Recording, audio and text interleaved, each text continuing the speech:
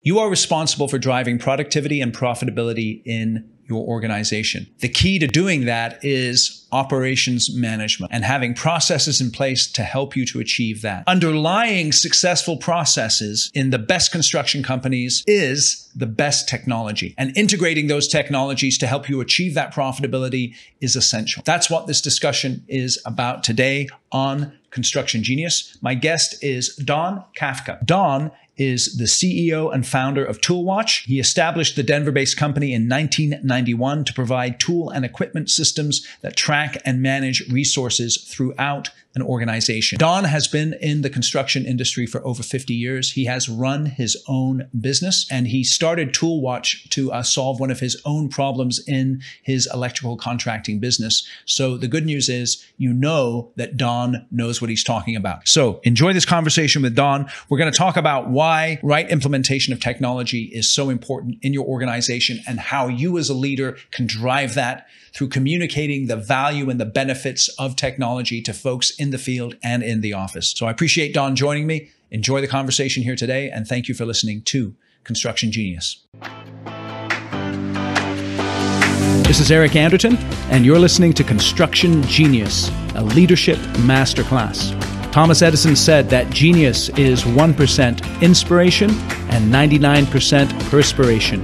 If you're a construction leader, you know all about the perspiration, and this show is all about the 1% inspiration that you can add to your hard work to help you to improve your leadership.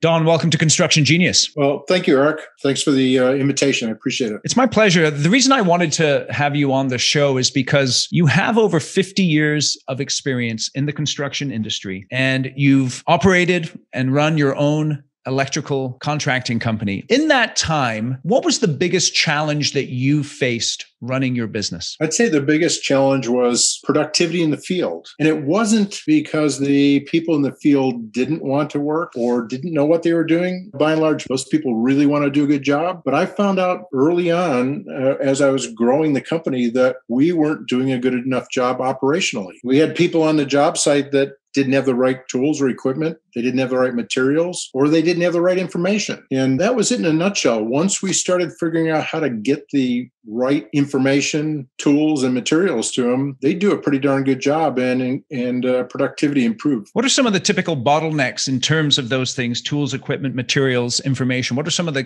typical bottlenecks that you've seen in construction businesses through your own experience and through observing others? Yeah.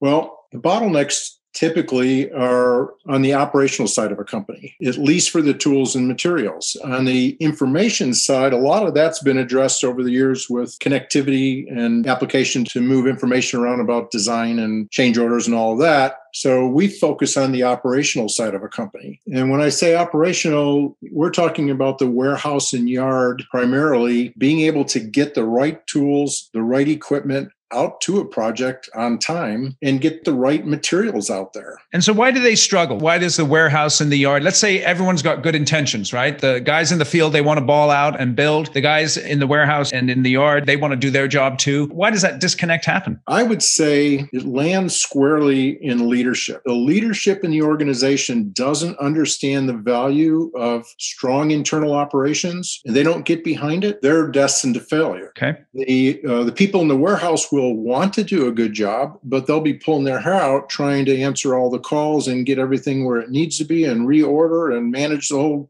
supply chain. But without leadership involvement, that means they probably don't have dedicated processes that are designed on best practices. They probably don't have any technologies to support to enable that. They're left with using a spreadsheet or email. So yeah, leadership is number one. Okay. So addressing the leaders then who are listening to this podcast, and I know there's many of them in senior roles and they own their own companies, all these kinds of things. Where would you encourage them to begin in order to strengthen their internal operations? One, getting behind this initiative and being a champion for it in their organization, and then start dialing in the processes. In other words, understanding what the workflow looks like, understand it from, let's say a typical workflow would be the field is requesting particular tools or certain materials, et cetera. How does that order come into the organization? Who manages that? How do they fulfill that order? How do they turn that around and get that back out? Companies that don't have good operations,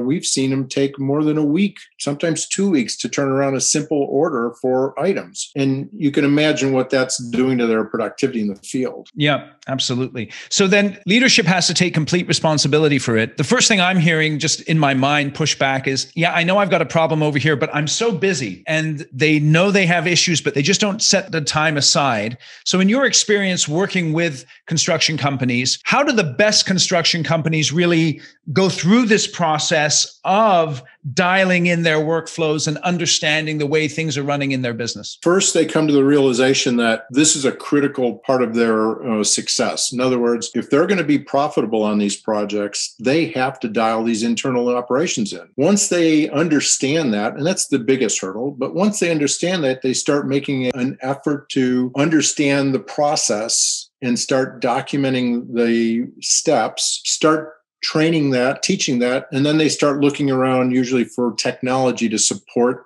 that effort. Okay. How can they convince themselves, so to speak, about the importance of dialing in their operations? What have you seen? How have those lights come on in people's heads? Can you give me an example of that with a contractor where the light came on, they said, oh yeah, I see where now I need to make an improvement? Sure. I think they really only need to interview the people in the field with an open mind. And we've seen, the culture change dramatically when systems are in place to support all this, where suddenly the field and the warehouse are collaborating instead of playing tug of war. But yeah, I think another thing they might do is they might look at manufacturing.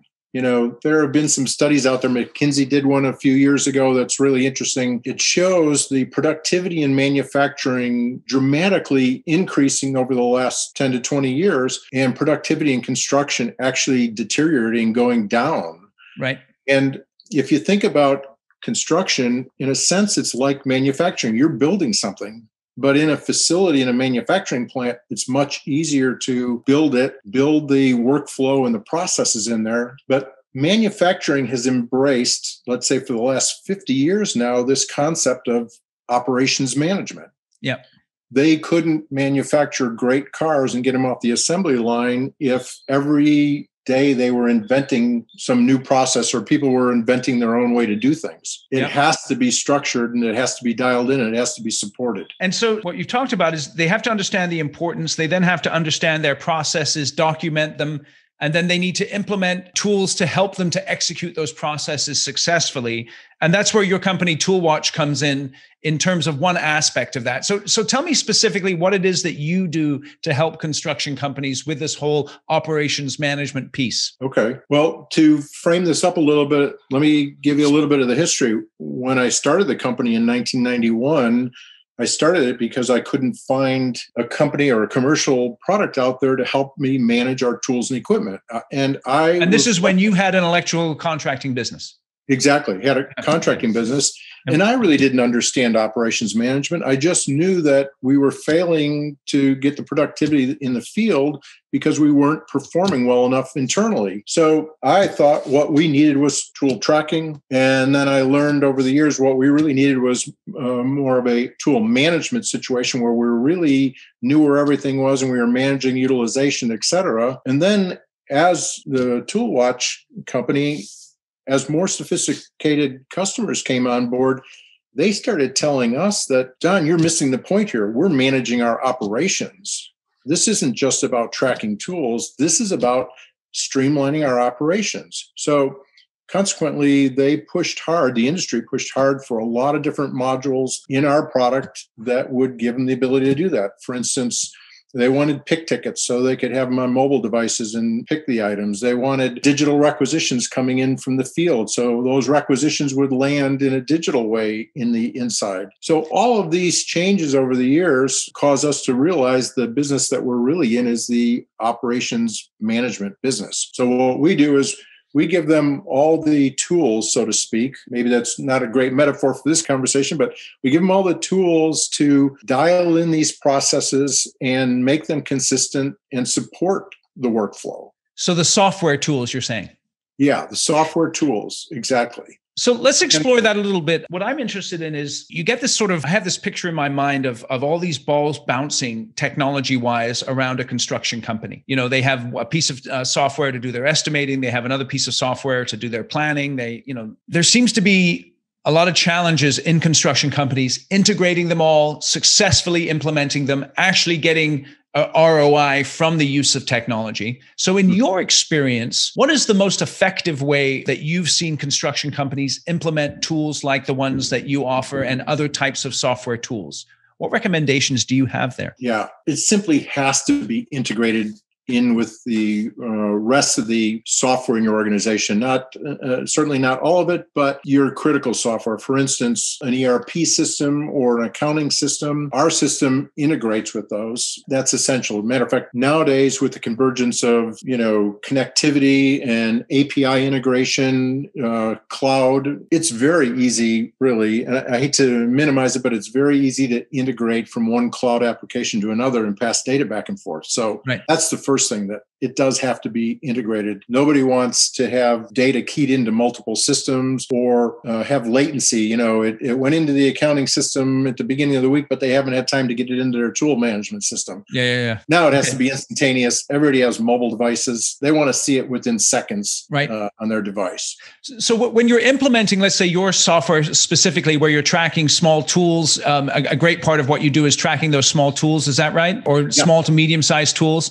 What kind of pushback do you get in an organization that would cause the implementation to not be as effective? And how do you overcome some of those roadblocks? Well, almost all those roadblocks, and I could list a few of them here, almost all of them are solved with leadership participation. What are some of them? So let's talk about what are some of the ones the roadblocks that you see? So sometimes the field will not want to be involved, let's say, in this solution because they don't understand the benefit to them. So, or somebody has tried this in the past and said, oh, well, you're going to start tracking and managing tools, but we want you to do it. Well, they've got their hands full building the project. So there's pushback there. Then you'll go into a warehouse and they've been doing it this way for years on paper or on a whiteboard, and they don't feel like they want to use new technology. It isn't until you help each of these groups really understand the value and the benefits to them that this really takes on its own life in an organization. Okay, so that's really interesting there, because there's three things there. The field doesn't want to get involved because they don't understand the technology,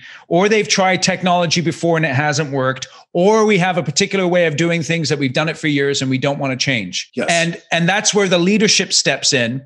So in your experience, how are the effective leaders in construction companies? How do they roll out these technology initiatives? What steps do they take in order to be effective? Well, the first is, one, they have to understand it and get behind it, obviously. But more and more companies now are being led by leadership that is educated about business and processes. So they're welcoming and embracing the technology. So that's number one. Then they will collaborate with an organization like ours. They'll put a team together in their organization that is responsible for bringing this in and implementing it throughout their organization. And if it's done properly, a system like this is touching their accounting, it's touching their warehouse, their yard, their safety, their field. It really touches a lot of parts of the organization. So that is a fairly large effort.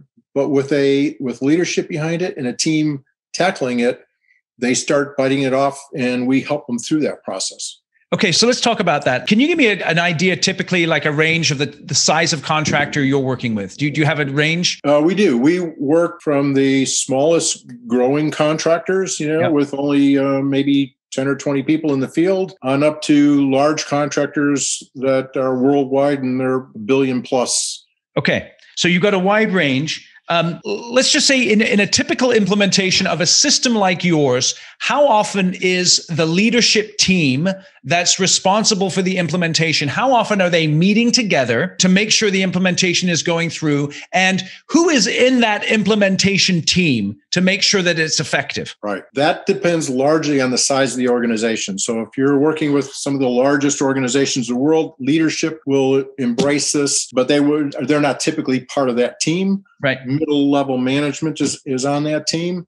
Yep. And we work with them and collaborate with them with an online project management system where their team logs in, we log in, we're with them every week, looking at their progress, talking about the next steps. And if it's a large organization, they may have 10 or 15 people on that team, different disciplines, of course. Some might be, IT, some might be financial, et cetera. Yep. But our implementation team will work with them each week, look at their progress, keep helping them move down that path to finally going live with the system and achieving their outcome, their desired outcome. So it's essential then that they're committed to the process. And it sounds like there needs to be regular weekly communication in order to be able to get this implementation going effectively. Yes. Okay. And that's fairly easy to accomplish now. As a matter of fact, it is so much easier now doing it virtually. And we've been doing it virtually for several years. But it's so much more effective instead of landing in their warehouse or in their conference room with a team of people and trying to accomplish this in a week or two. That's just not successful.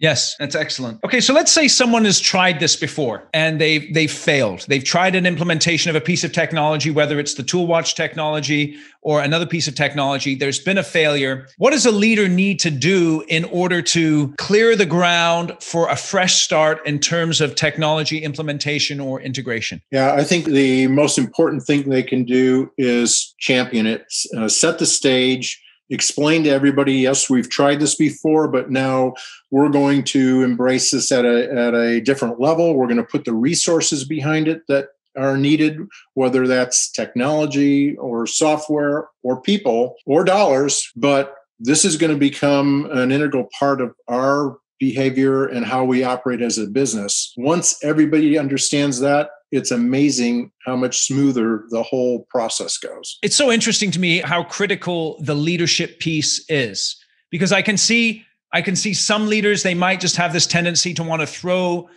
a piece of a software at a problem and hope for the best. But that doesn't seem to be the most effective way to get this stuff done. No, that's a recipe for failure when the CEO says, we're going to do this and I want you to go ahead and get this done. And then they're not involved any longer. They didn't really sell anybody on their commitment to make this successful. Yeah, that's a recipe for disaster. We'd rather not go down that path with the company. We would much rather have leadership involved. Now, we might meet with them infrequently because they'll want to know how the project's going. Yep. But they're typically meeting with their internal implementation team if they're serious about this. Yep. And they have to be serious about it to devote the resources, the people, and the time to make this successful. We have not yet seen a company that had leadership involvement, that devoted the resources to it. We have not seen a company fail. If it's implemented correctly and the leadership team is behind it, it's a success in the organization. Let me ask you this. At what point in your experience in a construction company's growth, and I'm thinking in terms of revenue or size, whatever the case is, at what point should a company be dedicating a person to this whole question of what technologies should be coming into the company and how we should be integrating them? Can you give me something on that? Yeah, I think it's a fairly small company. My own personal experience in the electrical contracting business was when we hit about 30 people out in the field, the wheels started coming off. Now, we didn't have maybe the resources or all the knowledge, to pull all of that off at that point. But certainly that's when you need to start thinking about it and start embracing a process. That's really excellent, Don. So we've had this discussion about how a company can achieve operational excellence. Just give me a summary here of the top 3 things a company needs to focus on in order to improve their productivity and their profitability. At the risk of beating up leadership too much, one, leadership's got to get on board. That's number one. They need to understand that their productivity is dependent on how well they operate internally. Matter of fact, I love what Warren Buffett says, and I'm going to paraphrase here, but he says something to the effect that focus on the process, not the result. Yeah. So, I think that's critical. So once leadership buys into it, the next thing is to understand the business processes and build good, consistent business processes based on best practices in the industry. That's critical. And then the next critical component is the technology support, so to speak. You need systems to support these processes so that they're consistent and they're accurate and they're fast. Because you can build business processes that will do everything you need, but if they're so burdensome, now you're just slowing down the entire organization. So you can't have that. You've got to have good, fast throughput, and you have to have accuracy. Excellent. That's where the technology comes in. Excellent. So speaking of technology, your company, ToolWatch Corp, how can people get in touch with you? What sort of people should be getting in touch with you? ToolWatch.com. We're on the web, of course. That's one way. If they like, they can also reach out to me. I'd be happy to talk to, I'm gonna say, like-minded people that are interested in improving their productivity through operations. D. Kafka at toolwatch.com. Go ahead and reach out to me. I'd enjoy the conversation. Excellent. I very much appreciate your time here. Toolwatch.com is the place to get you there. Quick question though. You're in Denver, but you're also in Florida. If I was in Florida, where would be a great place for me to eat? Ooh, Florida. Gee, does it have to be Florida? I've got some other good ones, but okay, let's go back. Where would you recommend? Oh, one of my favorites is in just outside of Washington, D.C. It's a little restaurant called Volt, V-O-L-T, and I have a great chef. His last name is Voltaggio. That's a real experience. I love that place. Bolt. And where? Tell us where that is again. It's outside of Washington, D.C., but I've forgotten the name of the town. Okay, B-O-L-T? V as in Victor. V-O-L-T. Volt. Yeah. Excellent. Let me see. So if you're in DC, Volt Restaurant, I just pulled it up here. We're going to put that into the show notes. Okay. Excellent. Yeah. All right. Cool. Well, Don, I really, really appreciate your time, and we'll make sure that we have all the links to the company in the show notes. And just want to encourage the leadership in organizations. Let's go out there and get our operations in order and do whatever is necessary to drive that productivity and profitability. Well, thank you, Eric. I've enjoyed the conversation. Have a great day. Today's episode was brought to you by the Construction Conclave. If you as a construction leader would like to develop your skills and get involved in a community of like-minded construction professionals who are focused on building healthy teams, profitable projects, and long-term successful businesses, then the Construction Conclave is for you. It's a private, invitation-only group of construction leaders that are focused on developing their leadership skills. We do training every single month online that looks at how to become a better leader in a very practical, straightforward way. We also have other events that build community and camaraderie so that you can associate with others who are interested in developing their skills as leaders. If you'd like more information and to see if you qualify for participating in the conclave, feel free to reach out to me, eric@ericanderton.com.